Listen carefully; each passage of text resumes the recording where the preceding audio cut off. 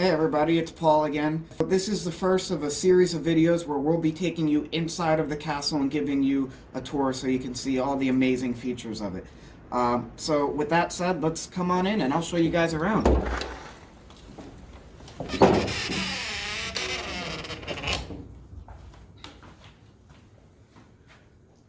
So this is the main entrance hall. Now it's a little dark, a little creepy like an old castle, but that's all dramatic effect. The rest of the house is very bright, very comfortable. Now, if you take a look over here, we have this keystone. It's a little faded, but it says the Porteous Walker Company of Hartford Builders, 1919. Now, the Porteous Walker Company were the general contractors, and 1919 is when they finished the house. So we are 101 years old this year. Now, 101 years ago, the castle was a very modern house. In 1919, this building had electricity, running water, steam heat, satellite TV, Wi-Fi.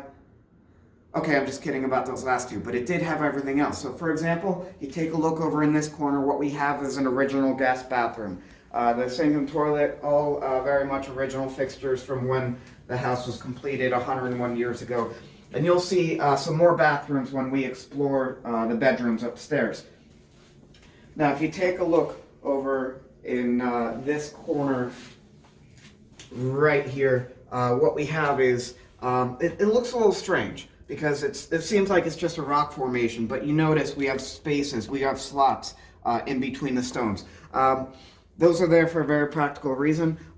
Heating. So William Gillette had steam heat. There was a boiler down here on the ground level that ran on coal, and there's radiators all throughout the house. So the radiators are actually hidden behind the rocks, so the openings in between the stones are essentially vents so the heat can come out of the radiators and warm up the area. And we have a second one in the other corner, which is actually right over here.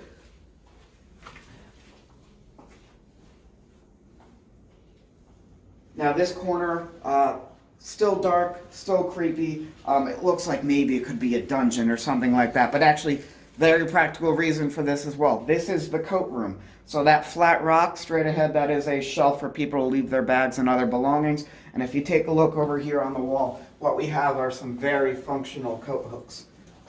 Hey look, they still work. Awesome. Now, what else do we have in here? Well, we have doors. So for example, you take a look over here, we have the front door of the castle. 47 doors here, all hand-carved, all with their own unique designs and mechanisms. No two doors in the castle are exactly alike, and William Gillette designed everything here himself. He was his own architect. Now you check out this door, you see we have a fancy double latch. So this thing is 101 years old, but believe it or not, it still works pretty darn well. We like it. See, it's just a fun, overcomplicated latch, that's all. Now, you take a look next to the door, we have these funny looking wooden levers. These are Gillette's light switches. Now, they're modern brass switches, he just put the wood over them. Now, he was a stage actor, of course, so he wanted these to look like the type of levers he would find backstage. Plus, he loved trains, so he wanted these to look like an operating switch for a railroad. Now, they worked very well for him, but evidently wiring for the 19-teens not the safest thing in the world, so we disconnected them. But you could tell just by hearing that they're just modern toggle switches. Lighting in here, all original. A lot of what you're going to see are those globes over there. They look pretty lovely. These are made by the Quazell Company. We do have a couple other fun lighting fixtures around the house. So for example, if you take a look up at that very high ceiling, you see that beautiful light. That one was made by Tiffany & Company. We have two Tiffany lights in the house. That one's the first one. The other one is on the second floor. So what we're going to do is we're going to make our way upstairs right now. And now we gradually make our way from the main entrance hall on the ground level up to the first floor of the castle. You know these lovely windows, and you'll see them all around the house. They're beautiful handcrafted windows, very simple but very practical mechanisms designed by William Gillette himself. So you see the handle makes it easy to control the window, bring it in and out. Notches keep the handle secure so the wind does not slam the window shut and break it. And then also you notice we have that very simple key and latch mechanism that keeps the window itself secured when it's closed. So then we turn the corner, and then on the left we notice a doorway into William Gillette's workshop. Now, he was very mechanically inclined even from a young age.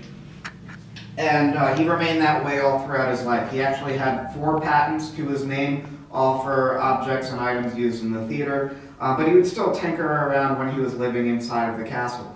Now, when the castle was being constructed, they actually had craftsmen down in that room working on some of the smaller items, so things like the window latches or the light switches. Those smaller pieces would have been crafted down in the workshop. Larger items would have been made off-site and then brought in here.